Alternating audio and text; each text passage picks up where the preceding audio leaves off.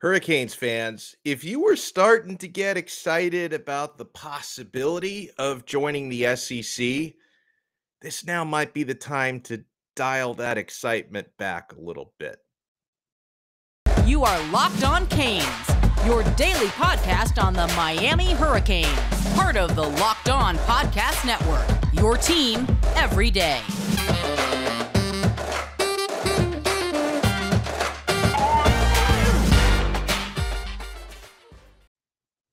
I am Alex Donno, your host. I'm a University of Miami alumnus, longtime South Florida sports radio vet, including pregame and postgame for Miami Hurricanes football. And thank you so much for making Locked On Canes your first listen today. We are available free wherever you get your podcasts and available free on YouTube. Want to send a huge shout out to LinkedIn Jobs for being the official college football recruiting sponsor across the Locked On College Network. LinkedIn Jobs helps you find the candidates you want to talk to faster. Post your job for free at linkedin.com/lockedoncollege. Terms and conditions apply. Over the weekend, we had an episode about how, do the Florida Gators, could they play a role in potentially blocking Miami from joining the SEC? How influential could they be? It may not even come to that. According to a report from Saturday Down South, they do a very good job covering college football. SEC officials and athletic directors and university presidents are now saying they're not interested in expansion beyond the 16 teams that they're going to have once Oklahoma and Texas officially join the SEC in 2025. They claim they're standing pat at 16. They've got 14 teams right now. They're going to be at 16 in a couple of years. They are saying no mas. They don't want to add any more. Here's what they're saying, and I'll give you my spin on what they're really saying. Because, folks, when you hear quotes from anonymous athletic directors and anonymous SEC officials, you don't take it at face value. There's always more to the story, okay? So an SEC athletic director told Saturday Down South, "We are positioned at 16 teams for a robust future," he said. "The need to expand just isn't there." A different SEC official had this to say, quote, "I don't see any expansion move," talking about other conferences expanding like the Big Ten. "I don't see any expansion move as threatening to us." He was then asked if Notre Dame to the Big Ten, which isn't for sure happening, but it's being talked about, if that would be a threatening move.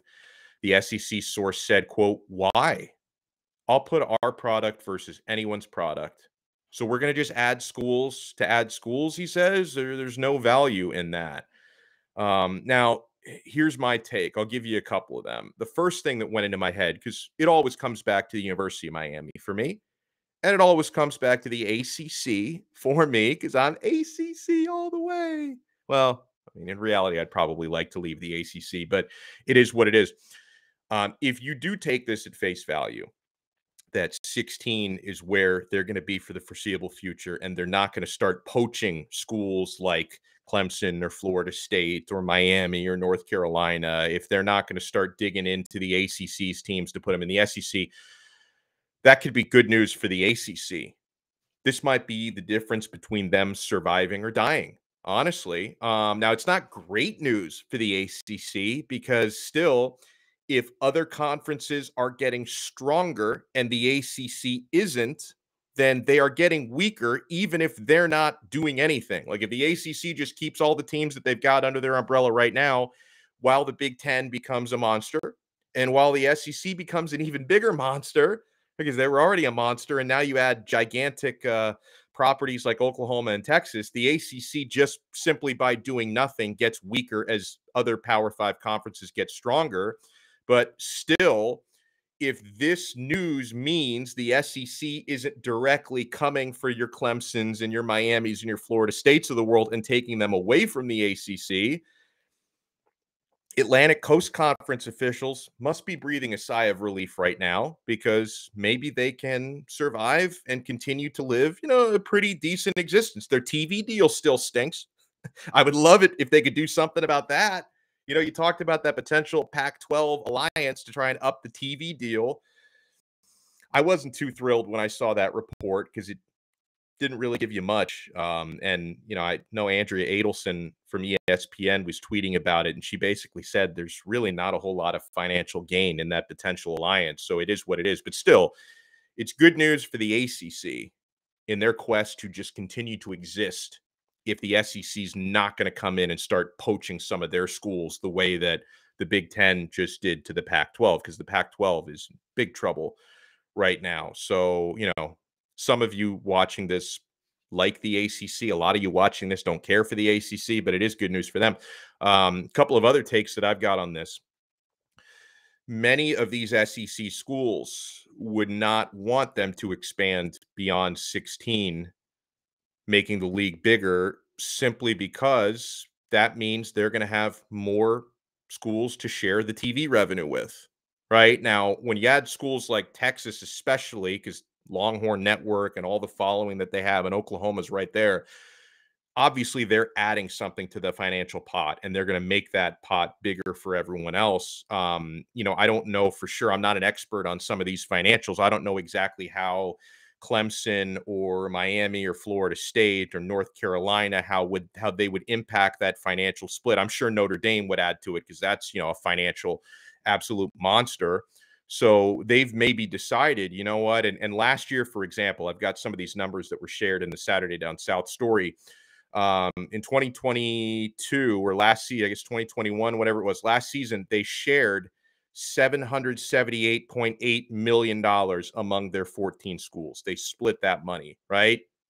So I guess the fear would be, if they just add more teams to that, it's going to be 16 in a couple of years. If they were to expand to 20, would the overall revenue split go down, even if the number of schools goes up? I'm sure that's something that they're concerned about. It always comes back to money at the end of the day. It's why, and when you're talking about $778 million TV deal, that's why I laugh. This is a total side note on my part, but that's why I laugh when people talk about players shouldn't be getting paid and these are amateurs. Like, when you've got universities making millions and billions of dollars off of these players, the whole amateur thing is ridiculous. I'm glad NIL exists. I really am. Also, here's my big takeaway from this, from the SEC side of things. I think the SEC, they want the Big Ten to make the next move, and they want to react to it. I think they want to counterpunch. They don't want to punch, okay? They want to see if the Big Ten will take anyone from the ACC or anyone else from the Pac-12, or if the Big Ten wants to take Notre Dame, if they can make a serious pitch for that, because Notre Dame, they're weighing all their options right now, including staying independent.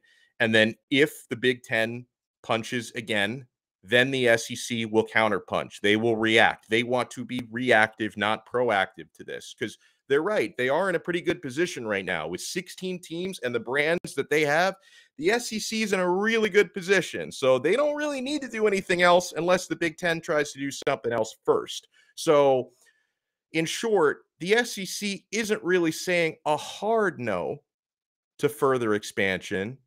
It's just a no for now. Let's see how the landscape plays out, okay? And so again, it makes things a little bit more boring if you're a Miami fan or a Clemson or Florida State or North Carolina fan, because this is gonna slow down some of the rumors a little bit. But I would watch the Big Ten. I wonder what the Big Ten's going to try to do. If they're going to say, you know what, we're good for now after just adding USC and UCLA, we don't need to do anything else, then it becomes a Cold War pretty quick and just all this stuff dies down. But if anyone makes another move, it's going to be the Big Ten first before the SEC were to make another move. Something we're watching out for today. And folks, this might be a 2-episode day of Locked On Canes. We reserve 2-episode days for commitment days. And at 3 p.m., we're going to get an announcement, good or bad. I think it's going to be good. We're going to get an announcement today at 3 p.m. from Raul Aguirre. Are we getting Aguirre to the U today? If we do, and it's going to come down around 3 p.m., we will do an emergency episode later on today. Why do we want Raul Aguirre to Miami so badly? A number of different reasons. This is a great linebacker. 6'2", 220-pound, 4-star linebacker out of the state of Georgia. We want good players, and we especially want linebackers, right? Because, again, every time we talk recruiting, I get questions, hey, when are the linebackers coming? When are the defensive tackles coming? That's a position we're going to be talking a lot more about throughout the week. Hopefully, Ruben Bain will be like the next first domino to drop there at defensive tackle, but we need linebackers as well. And I know Charlie Strong has been recruiting the likes of Raul Aguirre and Malik Bryant very, very hard. Miami's linebacker coach wants to get the best possible players in so he can coach them up. So Raul Aguirre is announcing at 3 p.m. today. I want to put this on record. We'll see how this looks after 3 p.m. today. According to the world-famous 24/7 composite, he is the 9th-ranked linebacker in the nation and the 121st overall prospect for the class of 2023. So write those down. 9th rated linebacker, 121st rated player, because if he commits, and he does commit to Miami, an hour later, now he's the 15th rated linebacker and the 200th rated. We're going to know. We're keeping the receipts this time, folks. I feel good about Raul Aguirre potentially committing to Miami. It's between Miami and Alabama. There are a few other schools in the mix, but anybody who's really been following it closely knows it's been a tug of war between the Alabama Crimson Tide and the Miami Hurricanes. A couple of things you should know about this player beyond him, again, being a really good linebacker. We'll talk more about that. His father is from South Florida and actually went to Columbus High School, just like Mario Cristobal did. And my buddy, our buddy, Brad Tejeda was telling me, like, Aguirre, he's got like 305 Miami tattooed on one of his arms. So he loved, even though he doesn't live and play in South Florida right now, he loves South Florida. That's where his family lineage comes from. So as an actual player, from what I've seen and heard about Raul Aguirre, he's got no major weaknesses, which is great. That's why he's a 4-star player. He's got the speed, he's got the explosiveness, he's got the intelligence, and he's got the versatility. He's a 3-down linebacker, no limitations. You never have to take this guy off the field. And yeah, the trends and projections in the last couple of days, and keep that hashtag going, by the way, Aguirre to the U. Keep that going. The trends have come in lately for the Hurricanes, including Miami insider Gary Furman, I believe, logged a prediction, him coming to Miami. So it is between Miami and Alabama for this player. Let's hope it goes Miami's way. Hey, the Hurricanes are getting some love in the Phil Steele preseason rankings. It's the only physical magazine that I still buy every year. That's the only reason why I know hard copy magazines actually exist. Where do the Hurricanes rank? I think you'll be pleasantly surprised. I'm pleasantly surprised every time I log on to LinkedIn. The sun is out. Small businesses are back. LinkedIn Jobs makes it easier to grow your team. LinkedIn Jobs helps you find the people you want to interview faster and for free. You can create a free job post in minutes on LinkedIn Jobs to reach your network and beyond. It's the world's largest professional network, over 810 million people. Then you add your job with the purple hiring hashtag frame to your LinkedIn profile to spread the word that you're hiring so your network can help you find the right people to hire. Simple tools like screening questions make it easy to focus on candidates with just the right skills and experience so you can quickly prioritize who you'd like to interview and hire. It's why small businesses rate LinkedIn Jobs #1 in delivering quality hires versus competitors. LinkedIn Jobs helps you find the candidates you want to talk to faster. Did you know every week nearly 40 million job seekers visit LinkedIn? That's a lot. Post your job for free at linkedin.com/lockedoncollege. That's linkedin.com/lockedoncollege to post your job for free. Terms and conditions apply. Which NFL stars move the betting line the most? Well, starting July 18th, Locked On gives you the 50 most valuable players in the NFL from the odds makers at BetOnline. It's available July 18th on Locked On NFL or wherever you get your podcasts. Thank you so much for making Locked On Canes your first listen today. We're available free wherever you get your podcasts and available free on YouTube. I've always thought Phil Steele, who's one of the best in the business covering college football, I've always thought he's one of the few good ones, like national guys, who actually give the University of Miami a little bit of respect. right? This is not like a Mark May or a Lou Holtz type. And of course, Lou Holtz has his history at Notre Dame, but not one of these guys prominent who like backstab Miami and hate Miami. Phil Steele's always given Miami some respect.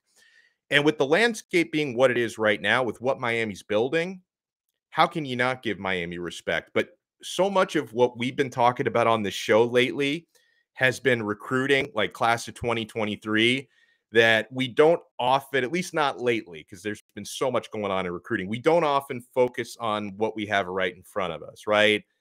Tyler Van Dyke, James Williams, Leonard Taylor, all the talent Miami's got, that running back room, right? We don't talk about it enough because we look so far in the future, but let's ground ourselves for a second. Phil Steele, puts out his top 40 every year preseason, and he gives the Miami Hurricanes a number 12 ranking. I'll take it. If you were to tell me, of course, I want to do even better, but if you were to tell me before this upcoming season starts, Dono, would you sign up for the Hurricanes finishing the 2022 season number 12 in the nation, take it or leave it?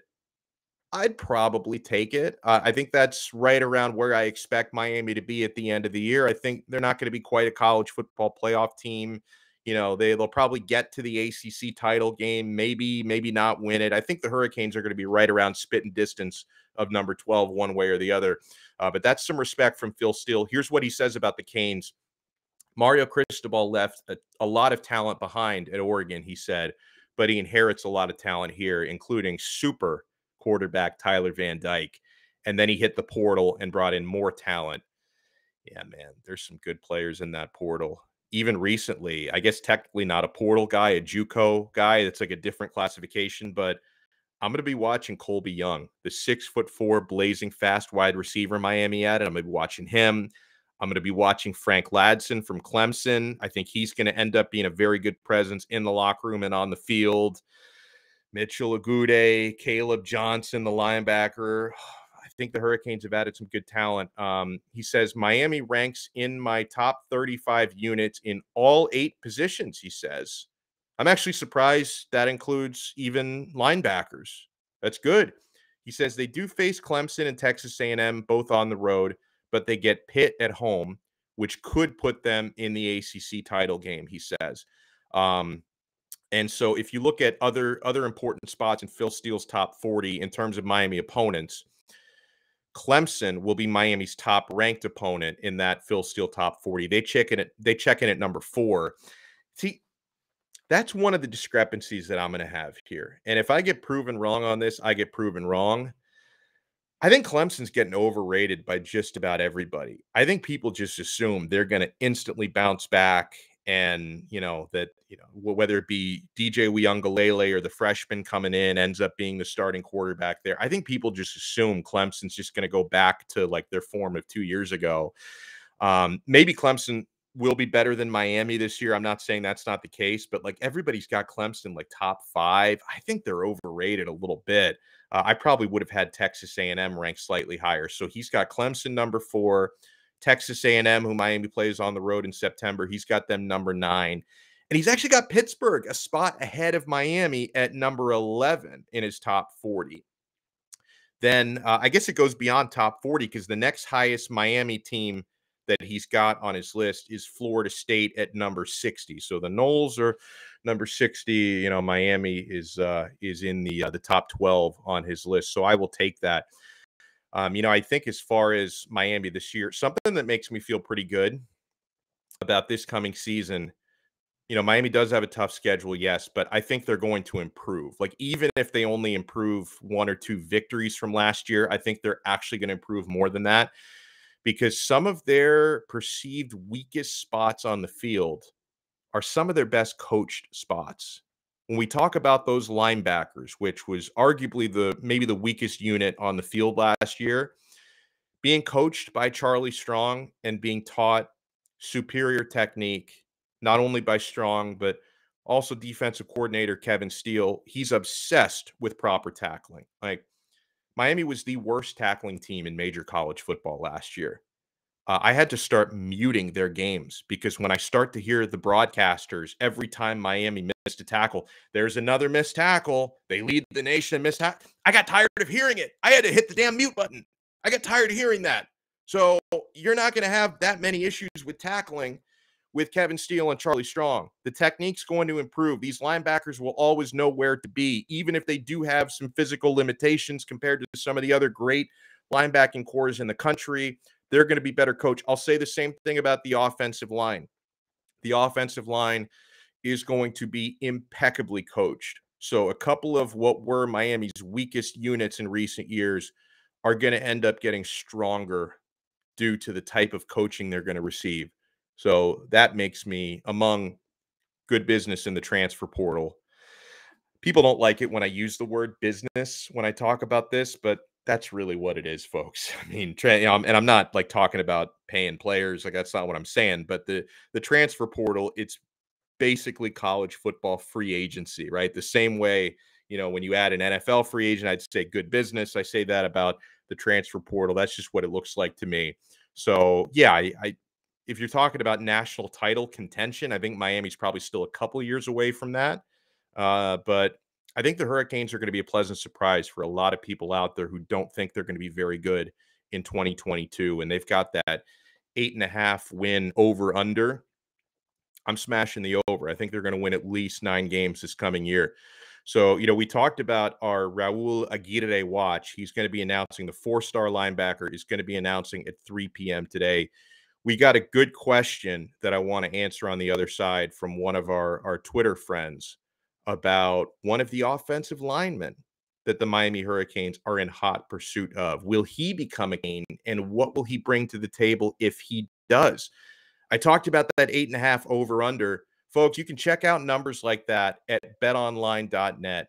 They're your number one source for all your betting needs and sports info. All sorts of college football futures. You can get them at BetOnline. The latest sports developments, league reviews, and news, including Major League Baseball season as well.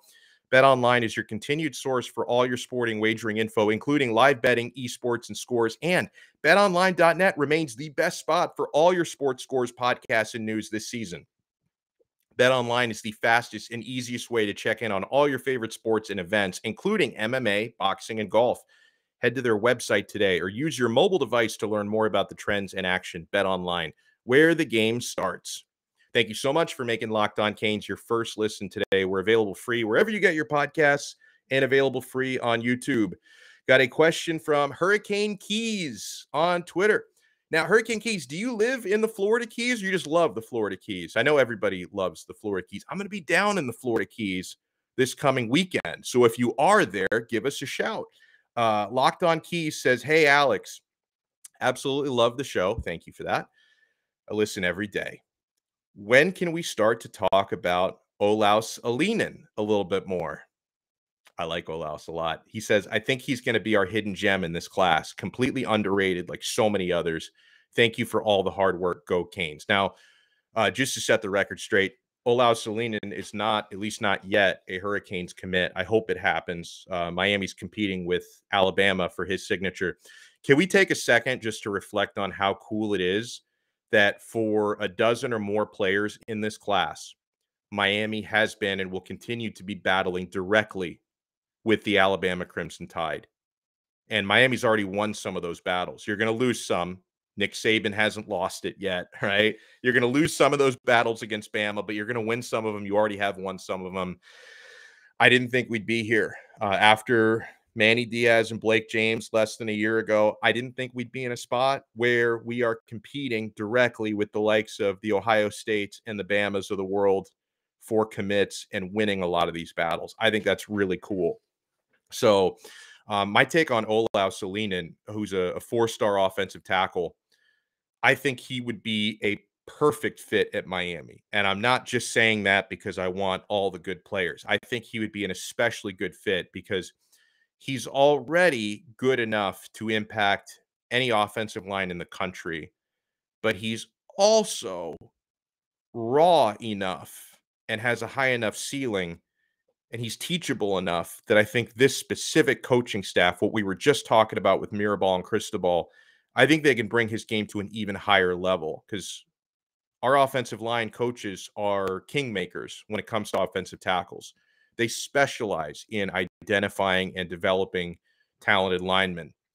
So the story on Olaus Salinen is pretty cool. And he had such a good official visit at Miami a few weeks ago that he and his family stayed for almost a week in the area. And then they took an unofficial visit after the official visit. I think 5 days later, they took an unofficial. So it's obvious Miami has made an impression on this player. So he grew up in Finland, in Helsinki, but he plays his high school ball in Connecticut. He's only been there a couple of years. I think he got there like after his sophomore season. So he mostly grew up playing offensive line in Scandinavia, which is interesting, but he does have a family connection to American football. His father played in NFL Europe for years, and he also, I think, got a lot of tryouts in NFL training camp stateside. So, he comes from American football bloodlines. And Olaus, from everything I understand, he's very versatile. I mean, he's an offensive tackle. Don't ask this guy to play guard, but he can play left tackle or right tackle at a really high level, right? So, he could end up being, because if the same thing with Francis Mauigoa. He could play left tackle. He primarily plays right tackle at IMG. So you could maybe Olaus could be the left tackle to Mauigoa's right tackle. I also think Samson Okunlola, though, is going to end up at Miami. So Miami's in play for a lot of big-time offensive linemen. And shortly before I got on here for the show, I noticed Olaus tweeted today, "Big decisions ahead." Hopefully that decision comes our way. I know Olaus is getting a ton of love from Miami fans. He's been giving a ton of love. Like, he's been talking about Miami almost nonstop on social media. So he seems excited about the possibility of being a Hurricane. Anytime you're competing with Bama, you can never say for sure. If he ends up going to the Crimson Tide, it is what it is. Miami's not going to win them all. But yeah, I feel pretty good about Olaus Salinen. And I also feel really good, let me emphasize, about Samson Okunlola, who's an even higher rated offensive tackle in this class.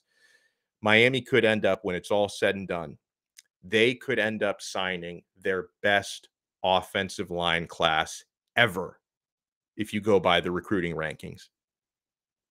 Even if they try to take stars away from some of these guys, Stargate is what I call it.